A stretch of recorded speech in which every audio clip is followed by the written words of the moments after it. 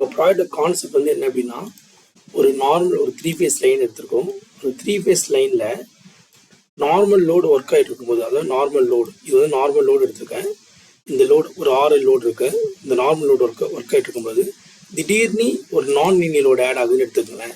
இந்த நான் linear load add ஆகுது அப்படின்னா நம்மளுக்கு சைன், அதாவது இங்கிருந்து போயிட்டு இருக்கக்கூடிய இந்த சைனுன்ற வேவ் ஃபார்ம் ஆனது நான் லீனியர் லோடு ஆட் ஆகும்போது கம்மியாயிரும். ஸோ கம்மியாயிடுச்சு.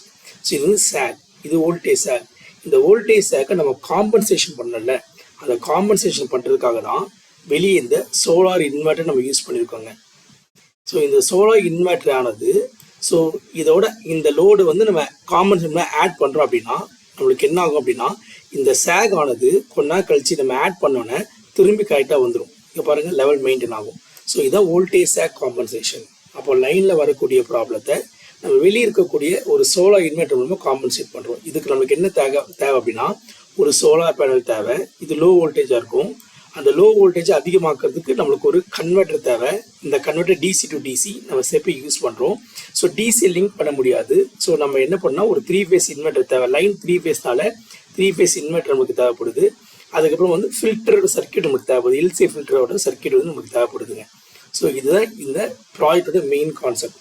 இப்போ இந்த லோடு சிமுலேஷனோட பாயிண்ட் ஆஃப் வியூலையும் ஹார்ட்வேரோட பாயிண்ட் ஆஃப் வியூலையும் லோடுன்றது நம்ம தான் ஆட் பண்ணி காமிக்கணும். ஸோ ஆட் பண்ணி காமிக்கிறதுக்காக இங்கே வந்து 3 சுவிட்ச் கொடுத்துருக்கோம். 3 ஃபேஸ்னால 3 சுவிட்ச் கொடுத்துருக்கோம். இந்த சுவிட்சுக்கு வந்து இந்த லோடு ஆட் ஆகுறதுக்கு நம்ம ஒரு டைம் கொடுப்போம். அந்த டைம் வந்து 0.4. அப்போ 0.4ல் நார்மலாக போயிட்டுருக்கோம் ப்ராப்ளம் இல்லாமல். ஸோ 0.4ல் இந்த மாதிரி ப்ராப்ளம் அக்கர் ஆகும். ஸோ அடுத்தது நம்ம எப்போ ஆட் பண்ணுறோம், நம்ம சோலார் இன்வெர்ட்டர் அவுட்புட் எப்போ நம்ம ஆட் பண்ணுவோம் அப்போ வந்து ப்ராப்ளம் வந்து காம்பன்சேட் ஆகும். ஸோ அதுக்காக நம்ம ஒரு 3 சுவிட்ச் போட்டிருக்கோம். அந்த சுவிட்சோட டைம் வந்து 0.5. இது காம்பன்சேஷன், இது வந்து லோடு ஆடிங் டைம், நான் லீனியர் லோடு. அப்போது இது 0.5க்கு அப்புறமா இந்த மாதிரி அவுட்புட் வந்து கிளியராக வந்துடுங்க. ஸோ இதுதான் உங்களோட சர்க்கியூட்டோட எக்ஸ்பிளனேஷன்.